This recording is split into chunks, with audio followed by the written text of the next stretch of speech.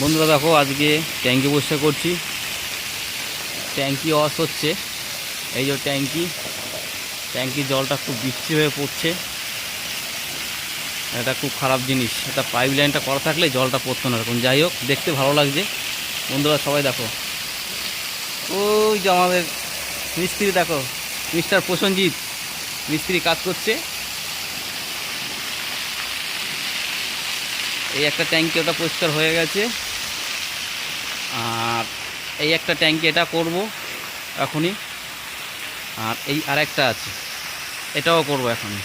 এটা একটার পর একটা সিএল বাই সিএল করবো। টোটাল 4টে ট্যাঙ্কি আগে ওয়াশ করব। বন্ধুরা, যারা প্লাম্বারের কাজ করো তাদের একটা কথা বলছি, আমরা এই ট্যাঙ্কি ব্লিচিং পাউডার দিয়ে পরিষ্কার করছি। এর কি কোনো ক্ষতি আছে? এটা কীটনাশক করার জন্য দিচ্ছি আমি যতদূর জানি। যদি কোনো প্রবলেম হয়, যদি করা উচিত হোক আর না হোক, কমেন্টে জানাও যে সঠিক হচ্ছে কি হচ্ছে না।